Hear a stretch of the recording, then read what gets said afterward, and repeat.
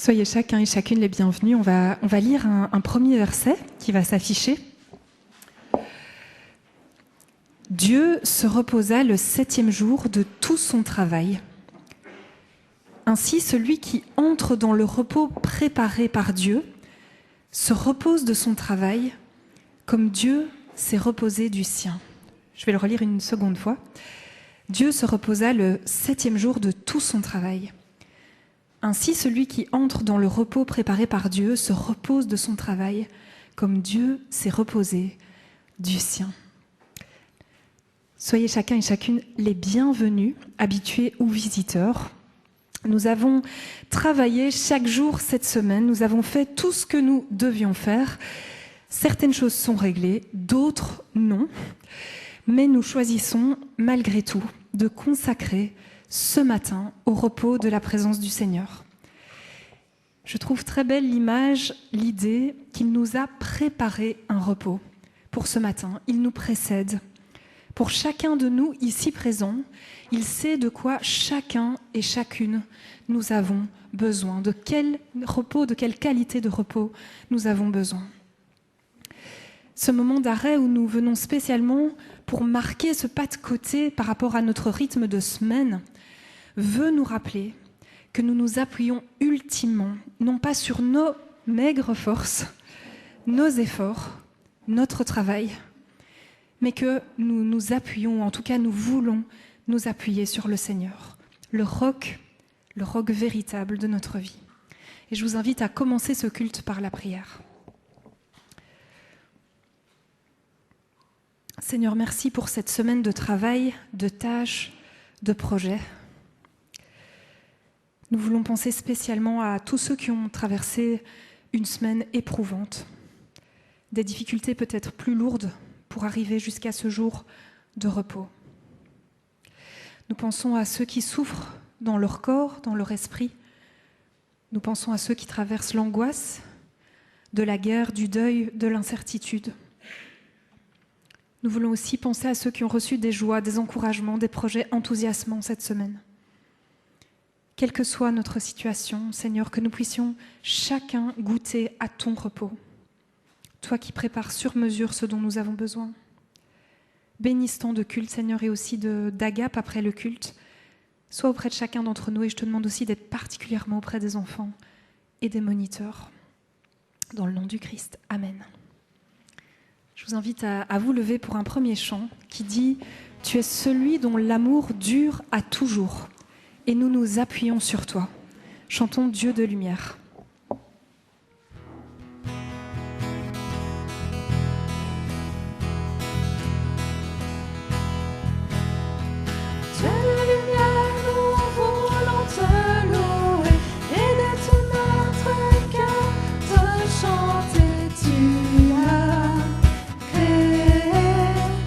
Les cieux et la terre, Dieu de lumière, nous voulons t'élever.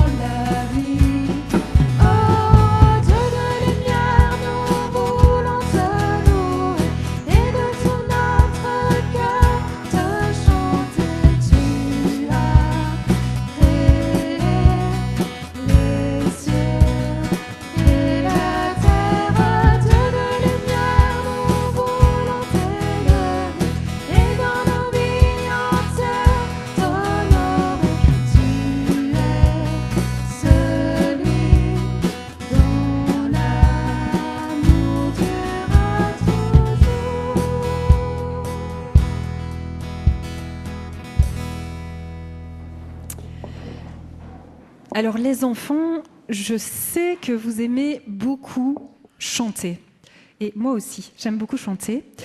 Et depuis quelques semaines, on montre à chaque fois un diapo avec une image extraite d'un livre qui essaye de faire connaître qui est Dieu. Et aujourd'hui, pour nous faire comprendre et connaître qui est Dieu, il y a ce très très beau verset qui dit ceci dans le psaume 116. « Ma force et mon chant, c'est le Seigneur. Il est pour moi le salut. Ma force et mon chant, c'est le Seigneur. » Donc l'image qui est dans ce verset, c'est que Dieu est comme un chant. Et c'est Louane qui va nous lire la diapositive. Non, c'est pas Louane, c'est Isaïa ou Isaac. Pardon. Ah, Isaac est finalement là.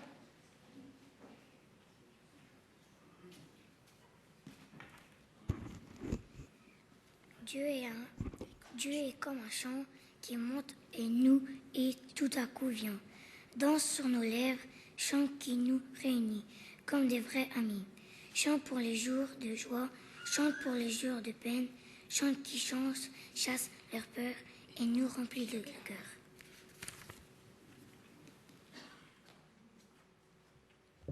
Merci beaucoup, Isaac. Alors, c'est une belle image quand on pense surtout qu'on a tous des vies tellement différentes, des parcours différents, des âges différents, des opinions différentes, des origines différentes, et on se rassemble pour chanter autour de Dieu les mêmes paroles au même moment, parfois à plusieurs voix. Et cela nous rappelle que Dieu est celui qui crée de l'harmonie, de la beauté, mais aussi de l'unité entre nous, et ce, d'une manière tout à fait unique. Alors je vous propose de chanter encore ensemble. On va chanter 2 chants, et les enfants, vous pourrez partir pendant le 2e chant, et les ados aussi d'ailleurs, vous pourrez partir pour le temps de la prédication. Alors levons-nous pour chanter « Car toi seul es saint ».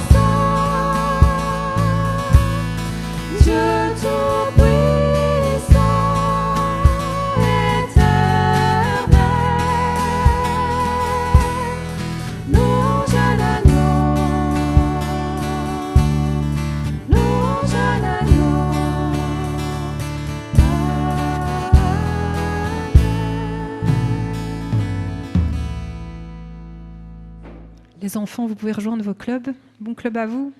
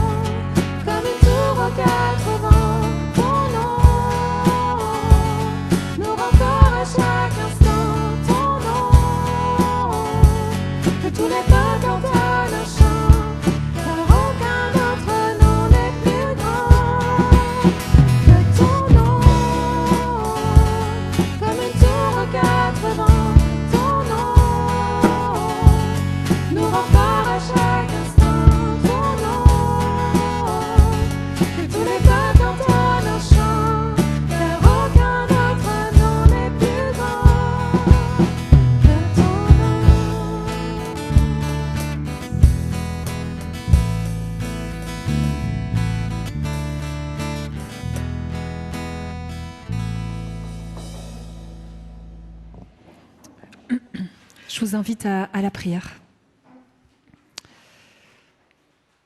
Seigneur, merci pour ce temps de repos où on se met à ton écoute. Je te prie d'ouvrir nos cœurs, que ce soit vraiment des terrains qui accueillent ta parole favorablement. Et je te prie de garder Lydia aussi dans ce qu'elle nous a préparé. Conduis-la pendant ce moment d'enseignement. Amen.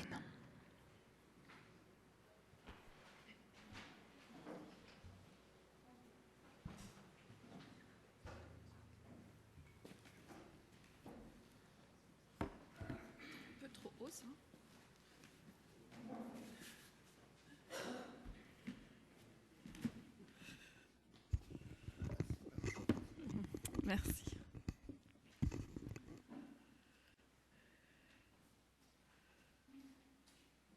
On va attendre que la première slide s'affiche.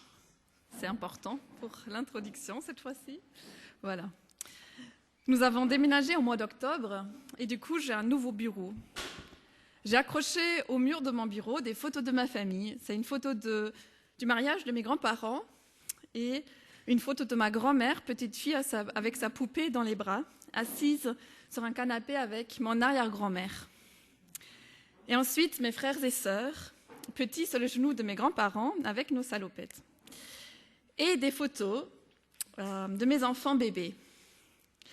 J'aime savoir d'où je viens. Je n'ai pas toujours bien accepté mon histoire familiale, mais j'aime ce lien avec les personnes qui nous ont précédés. Nous commençons l'année en plongeant dans l'Évangile selon Matthieu, premier livre du Nouveau Testament, avec notre série « Jésus dans la vraie vie ». Jésus est né dans une histoire familiale qui a commencé bien avant sa venue dans ce monde. Qu'est-ce que ça signifie pour lui? Qu'est-ce que ça signifie pour nous? Naître et devenir, ce sera notre première étape dans ce cheminement avec Jésus. Et l'évangile de Matthieu commence ainsi, les premiers mots, livre de l'engendrement de Jésus-Christ. Jésus n'a pas été parachuté dans ce monde Son entrée dans l'histoire de son peuple s'est accomplie par une multitude de couples et de naissances depuis Abraham, à travers des centaines de siècles. Nous voilà à l'écoute de son histoire familiale, de son arbre généalogique, dans Matthieu, chapitre 1, les 18 premiers versets, et la lecture sera faite par Alexia, Bernard, Claude et moi-même. Donc vous pouvez vous approcher déjà. Donc on va lire le tout début de l'évangile de Matthieu. Livre de l'engendrement de Jésus-Christ, fils de David, fils d'Abraham.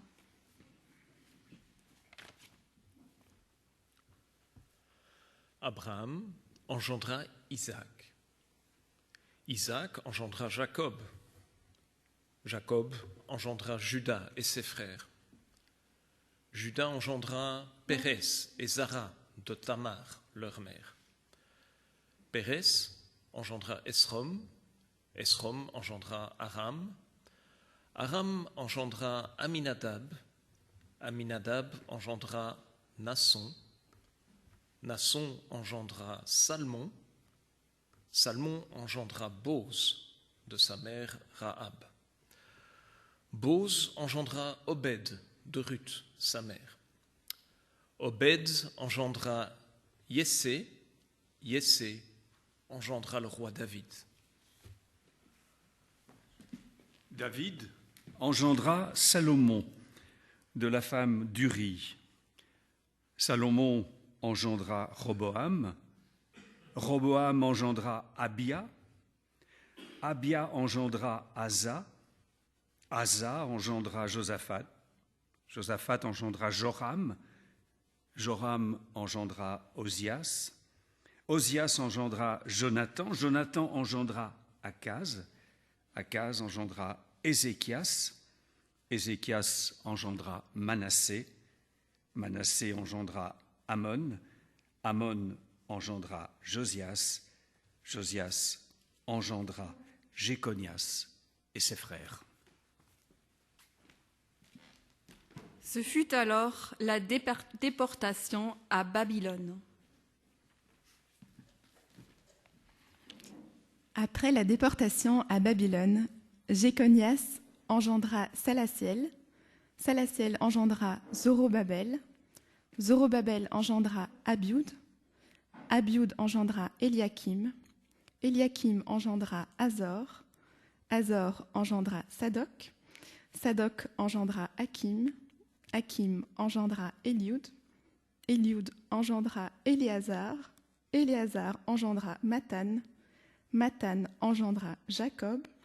Jacob engendra Joseph, l'époux de Marie, de laquelle est né Jésus, que l'on appelle Christ. Le nombre total des générations est donc 14 d'Abraham à David, 14 de David à la déportation de Babylone, 14 de la déportation de Babylone au Christ. Voici quelle fut l'origine de Jésus-Christ. Il y a des textes bibliques après lesquels on a l'impression qu'on peut aller s'asseoir, on n'a pas besoin de prédication. Ici, je pense que quelques explications vont nous aider. Aujourd'hui, de plus en plus de personnes s'intéressent à leur arbre généalogique. C'est devenu une passion, un hobby, certainement aussi une sorte de quête d'identité. Dans l'univers de la Bible, les généalogies ne sont pas anecdotiques, mais jouent un rôle important, central. Elles disent au peuple d'Israël qui sont les personnes qui les ont précédés sur le chemin de la vie, sur le chemin de la foi.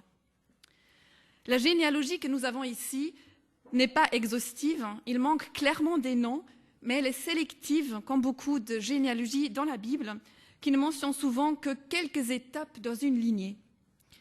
Mais les généalogies expriment souvent des vérités théologiques et reflètent ce que Dieu souhaite pour l'humanité. Mais avant de nous transformer en véritables chercheurs d'or pour déterrer des pépites de cette généalogie, il nous faut dire quelques mots sur l'évangile de Matthieu dans son ensemble, comme nous sommes au début de notre série. Dans le Nouveau Testament, les évangiles sont au nombre de 4.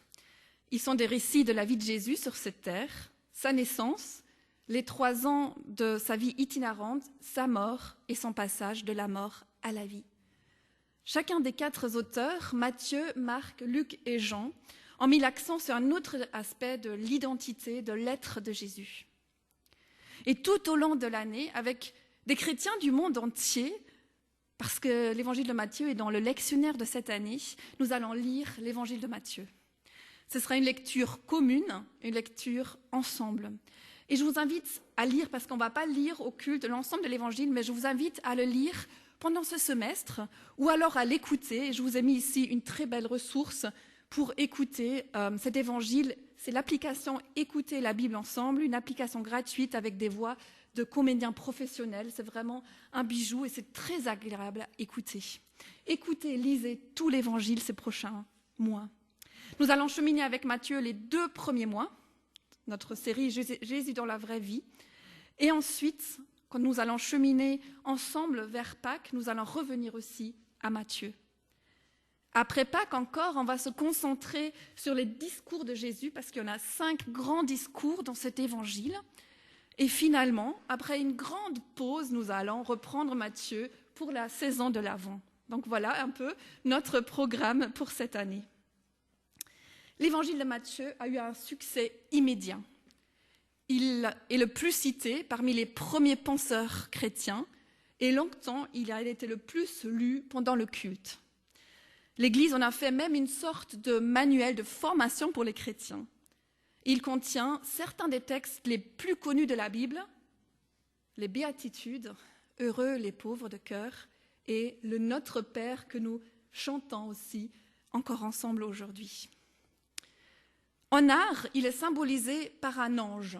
Ici, on ne voit pas très bien, mais derrière Matthieu, il y a un ange qui est très présent au début de l'Évangile dans les récits de la naissance. L'Église, tout au début, en fait, il n'était pas représenté par un ange, mais par un homme, parce que les premiers chapitres insistent vraiment, comme on va le voir, sur l'humanité de Jésus. Jésus, vrai fils d'Israël. Vous savez, quand on prépare des prédications, on peut être pétri de doutes. Le monde est sans dessus-dessous, les actualités peuvent nous angoisser, nous mettre en colère, on a l'impression que la folie, la cruauté sont partout et qu'on essaye de répondre par la violence à la violence. Et en réponse à cela, on va lire l'évangile de Matthieu avec une généalogie, avec des noms pas très contemporains. Voilà, débrouillez avec ça pour vivre dans ce monde. Qu'est-ce qu'on est en train de faire ici en fait ? Non, Matthieu ne va pas nous promettre que tout va rentrer dans l'ordre dans ce monde-ci. L'histoire de l'humanité ne va pas de progrès en progrès, ça c'est un mythe. Matthieu ne va pas non plus nous dire que tout était mieux hier. Mais finalement, en étudiant cette généalogie, j'ai été consolée et émerveillée de constater que même une généalogie vient nous rejoindre dans le chaos de notre monde. D'une manière à la fois évidente et surprenante, naturelle et surnaturelle. Selon un théologien, qui est un des spécialistes du Nouveau Testament aujourd'hui, pour Matthieu, l'Église n'a pas le droit de se replier de façon autosuffisante. Elle a au contraire une tâche à accomplir dans le monde. Et c'est ça que nous allons voir ensemble ces prochaines semaines, ces prochains mois, suivre les traces de Jésus dans la vraie vie et s'attacher à lui profondément, intensément, malgré nos faiblesses, notre impuissance et notre angoisse. Voilà, nous y sommes, nous allons nous transformer en chercheurs d'or. Dans cette généalogie, Jésus est tout d'abord présenté comme le fils de David et le fils d'Abraham. En l'appelant fils de David, Matthieu ne laisse pas de doute sur ses intentions. Dès les premiers mots de son évangile, il présente Jésus comme le tant attendu par le peuple d'Israël, le Messie, le roi par excellence, le libérateur. David est d'ailleurs, dans cette liste de noms qu'on a lu, le seul qui va recevoir un titre, c'est le titre de roi. Donc ça, c'est un élément à retenir. Nous avons ici vraiment un résumé de l'histoire du peuple d'Israël, mais non pas un résumé en récit, comme parfois on trouve dans les psaumes qui vont décrire ce qui s'est passé, mais un résumé par les personnes. Il y a tout d'abord l'époque qu'on appelle l'époque des patriarches, que Bernard nous a lu, Abraham, Isaac, Jacob et les autres. C'est la saison des promesses, pourrait-on dire. Promesses importantes adressées à Abraham. À travers toi, toutes les familles de la terre seront bénies. En étant non seulement fils de David, mais aussi fils d'Abraham, Jésus, profondément enraciné dans l'histoire de son peuple, est aussi celui à travers lequel cette promesse sera accomplie. En lui, toutes les familles de la terre seront bénies. Vient ensuite l'époque de la royauté que Claude a lue pour nous. David, Salomon et les autres rois. Jusqu'à ce qu'intervienne la catastrophe, l'exil, qui est ici vraiment présenté comme une véritable déchirure, coupure dans l'histoire du peuple. Le trône de David est vacant depuis lors. Hérode, dans Matthieu, parlera au chapitre suivant, n'est pas un roi légitime, le trône de David est vacant. Et la dernière période de cette généalogie lue par Alexia va de l'exil, de cette déchirure, jusqu'à la naissance de Jésus. Plusieurs éléments sont interpellants, particuliers dans cet évangile, dans ce début d'évangile. Le premier, c'est que Matthieu est le seul à commencer par une généalogie de Jésus, le seul des 4. Ensuite, le mot « engendrement » ouvre cette liste, livre de l'engendrement de Jésus, mais il est question seulement des ascendants, de ceux qui viennent avant lui et non pas des descendants de ceux qui viennent après lui, contrairement à ce qui se faisait dans les écrits de l'Ancien Testament. Et ça, c'est aussi un indice à retenir. On a déjà 2 indices, le titre de roi et qu'il est question ici de l'engendrement, mais ensuite on ne connaît pas ses descendants. D'ailleurs, l'expression « livre de l'engendrement » se trouve 2 autres fois dans l'ensemble de la Bible quand on regarde dans la traduction grecque, la Septante. Une fois en Genèse 2, « Ceci est le livre de l'engendrement du ciel et de la terre ». Et une autre fois en Genèse 5, « Ceci est le livre de l'engendrement des êtres humains ». Matthieu veut que nous fassions le lien avec la création du monde et la création de l'humanité.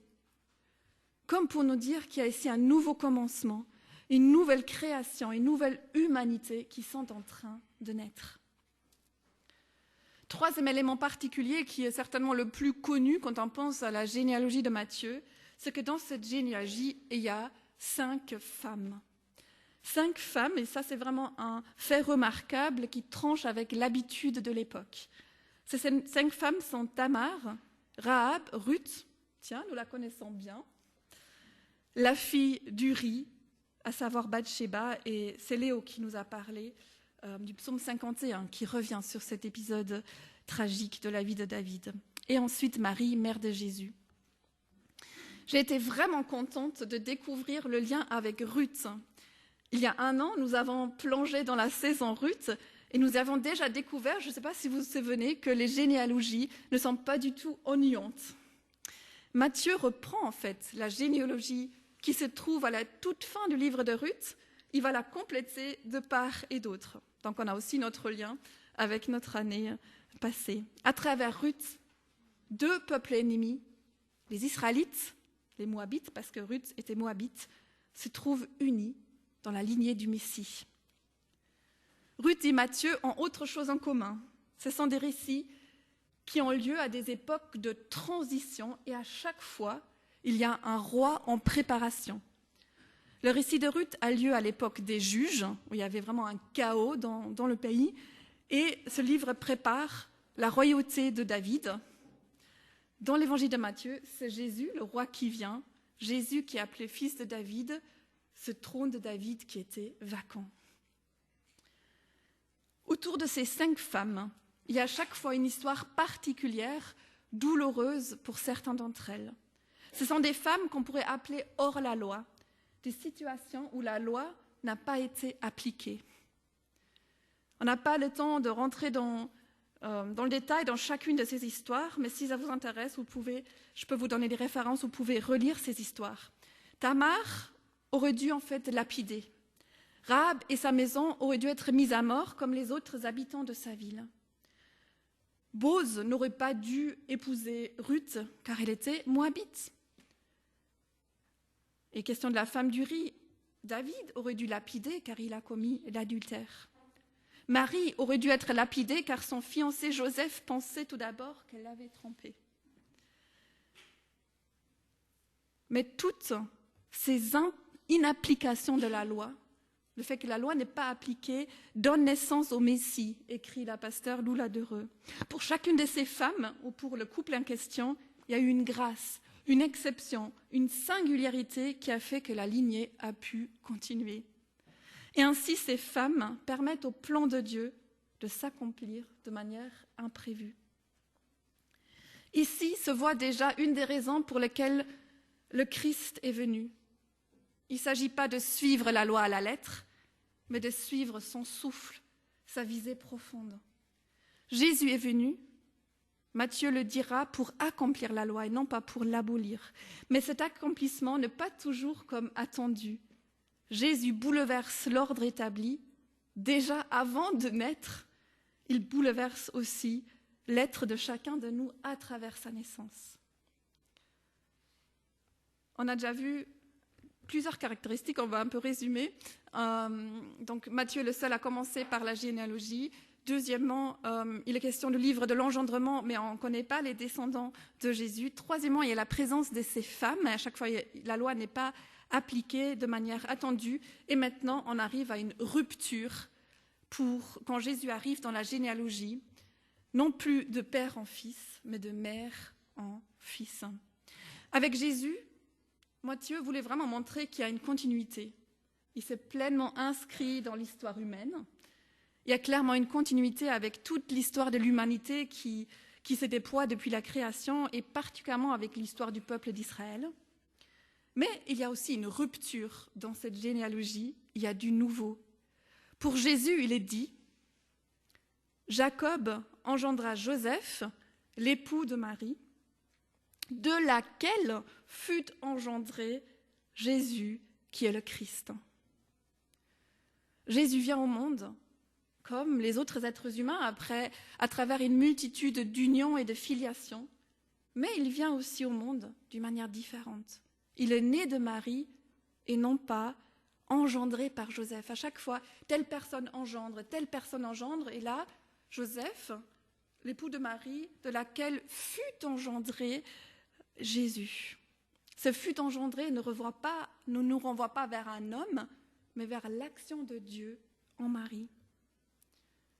Deux théologiens le disent ainsi, Dieu fait appel à un homme, Joseph, à une femme, Marie, d'une façon nouvelle, où lui, Dieu, est le centre, l'essentiel.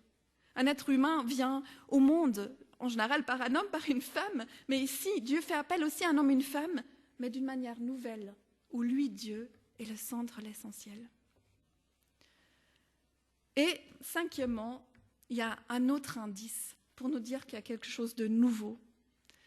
Dans le texte, il est question de 3 fois 14 générations. Mais quand vous regardez les commentaires, vous voyez, il y a différentes manières de compter, de comprendre ces chiffres, etc. Mais ce qu'on va suivre ici, c'est que la 3e fois, la 14e est manquante.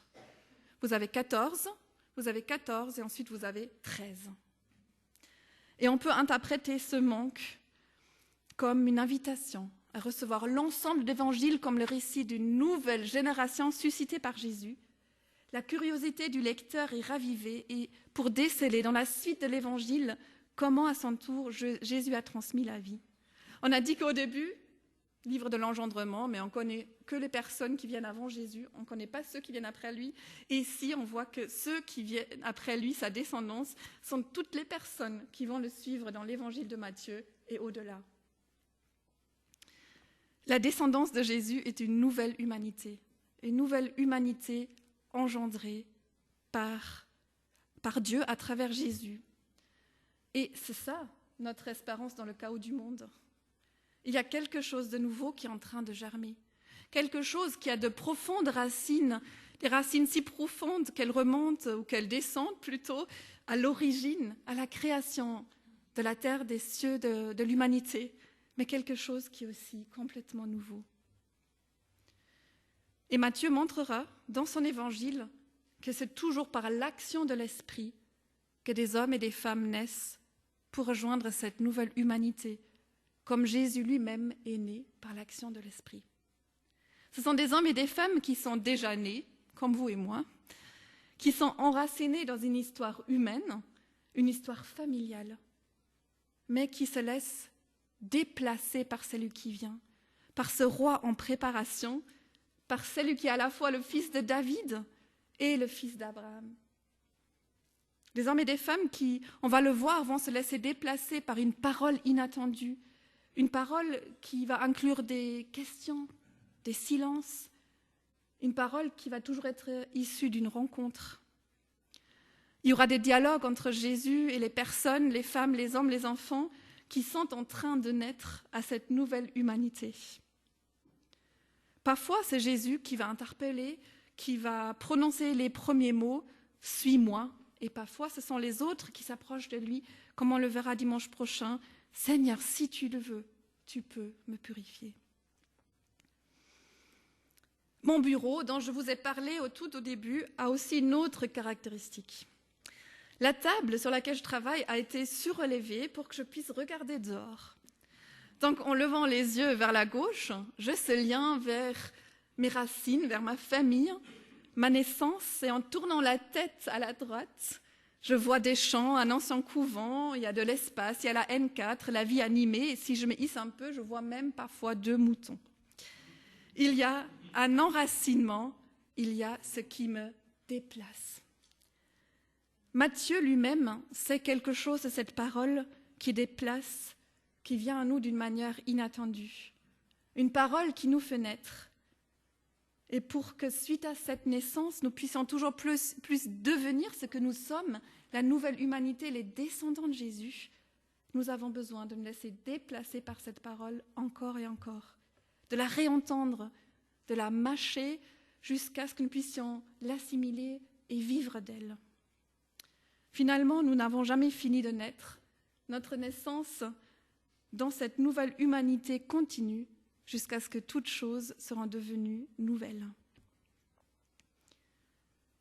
Quoi retenir pour aujourd'hui ? Jésus se pleinement inscrit dans l'histoire humaine. En lui, il y a une continuité avec la création du monde, la création de l'humanité. Et avec lui, il y a quelque chose de nouveau qui commence. Sa descendance est une nouvelle humanité engendrée par Dieu en Christ, par la rencontre avec lui, par la réception et la mise en action de cette parole inattendue qui fait irruption dans notre vie. Une parole qui nous déplace. Alors, envie de le suivre sur le chemin, alors rendez-vous dimanche prochain. Nous allons accompagner Jésus dans la vraie vie qu'il a vécue. Ce sera la semaine prochaine, Jésus avec les malades. Amen.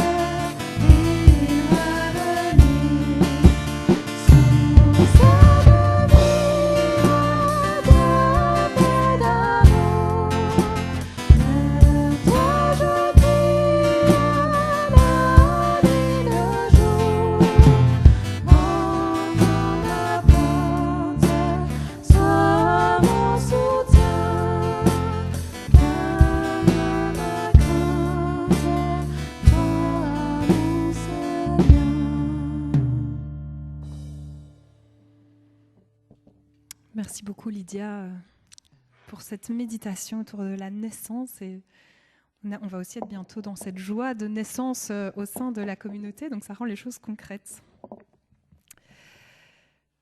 Nous faisons chaque dimanche un pas de côté dans nos rythmes de semaine pour reprendre conscience de cette fondation de nos vies. Le dimanche, nous nous rappelons que nous déposons, nous appuyons nos vies, nous construisons nos vies sur le Christ. Et c'est une consolation, comme disait Lydia. Nos vies ne reposent pas sur elles-mêmes. On n'est pas suspendu dans le vide de nos propres ressentis, de nos propres forces, de nos propres impressions. Nous nous appuyons sur un roc, sur le roc, qui tient quand nous flanchons, qui maintient l'édifice quand nous tombons, qui porte quand nous n'avons plus de force, qui nous structure quand nous sommes dispersés. S'arrêter et venir devant le Seigneur, c'est une manière de sortir de nous-mêmes et de bénéficier de son regard, de son appui, de sa correction, de son pardon. Et c'est quand nous partageons ce moment du repas que nous vivons de manière plus privilégiée ce face-à-face avec le Seigneur. Un face-à-face à la lumière de la crucifixion qui cloue à la croix tout le mal qui habite en nous et qui a habité en nous cette semaine. Et aussi à la lumière de la résurrection qui nous restaure, qui nous remet debout. Je vous invite à prier pour nous préparer à ce moment du repas. Seigneur, nous voulons vraiment ce matin avoir le courage de la lucidité. C'est vrai, sans le vouloir vraiment ou sans nous l'avouer, on ferme souvent les yeux sur tous ces petits coins sombres de notre personne. Notre orgueil, notre paresse, notre égoïsme, toutes nos ombres. Et nous voulons vraiment maintenant ouvrir les yeux et nous tenir devant toi en vérité. Nous avons vraiment besoin de toi, Seigneur, et nous t'en prions, éclaire notre nuit. Que ton pardon guérisse nos compromissions, que ta vérité triomphe de nos obscurités, que ta grâce nous conduise sur le chemin qui mène des ténèbres à la lumière. Nous voulons vraiment te demander, Seigneur, d'affermir nos pas, de nous établir sur le roc. Amen. Après sa résurrection, Jésus dit à ses disciples, « Venez manger. » Jésus s'approche d'eux, prend le pain et leur partage. Prenons ce repas avec reconnaissance, qu'il nous redonne des forces, qu'il nous donne aussi la paix et la joie dont nous avons tant besoin. J'invite les 3 personnes qui ont été désignées à distribuer.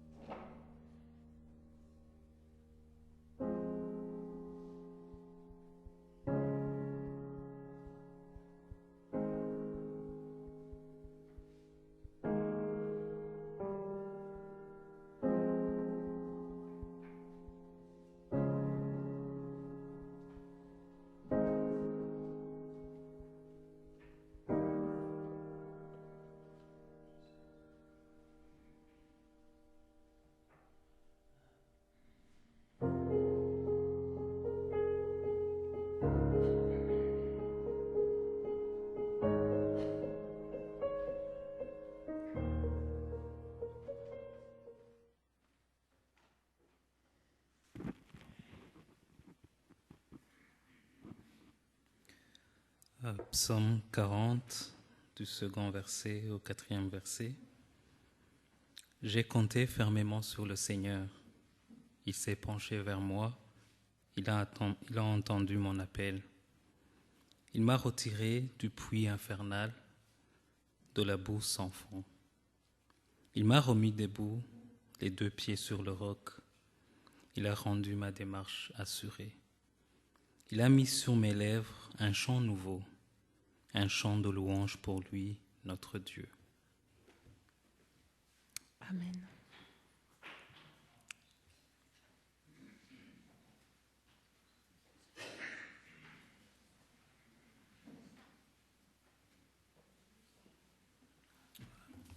Bonjour à chacun. Avant de passer à nos prochains rendez-vous, quelques nouvelles de personnes.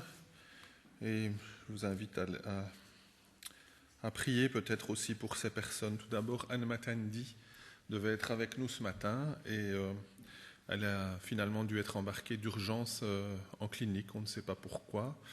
On vous donnera des nouvelles dans le groupe WhatsApp Visite et Prière dès que nous en avons. 2 cartes, Sophie est de retour parmi nous, elle a repris son travail de rédactrice des cartes pour les personnes qui sont malades. On pense à Agnès, on pense à Renaud, que vous ne voyez pas ces derniers temps. Les cartes seront là-bas à l'entrée. Vous pourrez signer ces cartes, s'il vous plaît, mettez simplement votre prénom. Alors une carte que Suzanne, qui est dans la salle, m'a demandé de vous lire. Vous savez que Suzanne a accueilli pendant de longues années, quelques années en tout cas, le dimanche, Penda, Fatima et Khadija. Suzanne me demande de vous lire ceci. Je vous adresse cette petite note pour vous remercier de ce que vous avez apporté à Penda, Fatima et Khadija. Merci pour vos prières, vos soutiens, votre amour, mais surtout vos enseignements. C'est une graine plantée dans leur petit cœur et dans leur vie. Dieu seul sait ce qu'il en fera. Je sais qu'il en fera quelque chose de merveilleux. Vous aurez compris ce que je veux dire. Tout cela veut dire que les petites filles ne viendront plus à l'église. Que le Seigneur bénisse la communauté de Stockel pour son amour pour tous. Au nom de Jésus. Amen. Suzanne. Si vous voulez plus d'infos, Suzanne est avec nous. Voilà. Nous aurons les groupes de maison cette semaine. Vous voyez, Waterloo, Odergem, Schaerbeek, et puis Rixensart ou Tervuren ou Sterrebeek. C'est normalement la semaine des PEP. Nous aurons tout de suite, après ce culte, une agape. Rassurez-vous, on remettra le chauffage pour que vous ayez chaud pendant le repas. Le culte suivi d'une agape, j'aurai besoin de 3-4 gars costauds pour m'aider à mettre les tables. Je vois Jean-Jacques déjà qui lève le bras. Dès qu'il entend gars costaud, il se sent concerné. C'est bien, c'est bien, c'est bien. Alors, je vous rappelle que cette semaine, mardi à 19h30, nous avons un rendez-vous un peu particulier que nous aimons honorer depuis l'année dernière. À 19h30, nous avons un rendez-vous pour la semaine de prière pour l'unité des chrétiens avec nos frères et sœurs de la paroisse catholique à 19h30 à l'église Saint-Alix à Oulué-Saint-Pierre. Dimanche prochain, Lydia anime un dimanche pas comme les autres intitulé « Allô, allô Dieu », donc sur la prière. Dimanche prochain, Lydia vous l'a dit, on continue la série « Jésus dans la vraie vie » dans l'Évangile selon Matthieu, Jésus avec les malades, Matthieu chapitre 8, peut-être que vous pouvez déjà le lire à la maison pour vous en imprégner. Ensuite, on passe, rassurez-vous, on se voit en février aussi, mais février est un mois normal. Au mois de mars, dimanche 8 mars, ce sera l'Assemblée des membres. Vraiment, venez nombreux, que vous soyez membre ou pas. On aura des choses importantes à vous dire, notamment des renouvellements dans le conseil pastoral. Et voilà, soyez présents. Si vous n'êtes pas encore membre, c'est l'occasion de venir voir aussi comment fonctionne notre communauté et peut-être envisager de devenir membre. En tout cas, vous serez les bienvenus.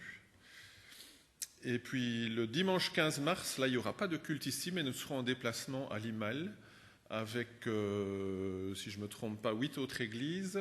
Et il y aura aussi un club pour les enfants à Bierge. Donc comme voilà, vous êtes habitués, je pense, à ce rendez-vous.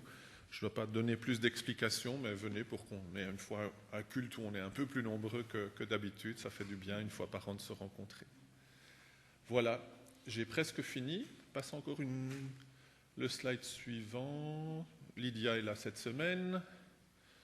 Merci pour vos offrandes. Et grâce à elle, nous soutenons toutes les associations dont vous avez vu le logo et qui, sur la table des annonces, là où vous trouverez les cartes, vous donne quelques informations. Bonne suite de culte. J'ajoute que pour le culte du 15 mars à Limal, ça vaut vraiment la peine d'inviter des ados. L'année passée, donc c'est Jeunesse et Vie qui a animé tout le temps des ados. Ils avaient passé vraiment un super moment et c'est de nouveau cette année JV qui assurera l'animation. Donc c'est l'occasion d'amener des ados le 15 mars. On arrive à la fin de notre culte, avant notre moment tant attendu d'Agape. Je vous invite à vous lever pour chanter cette prière, le Notre Père, dont Lydia a parlé tout à l'heure, et vous aurez l'occasion de déposer librement vos offrandes pendant ce dernier chant, si je peux demander aux 3 personnes qui ont distribué la scène de passer avec les paniers. Merci beaucoup.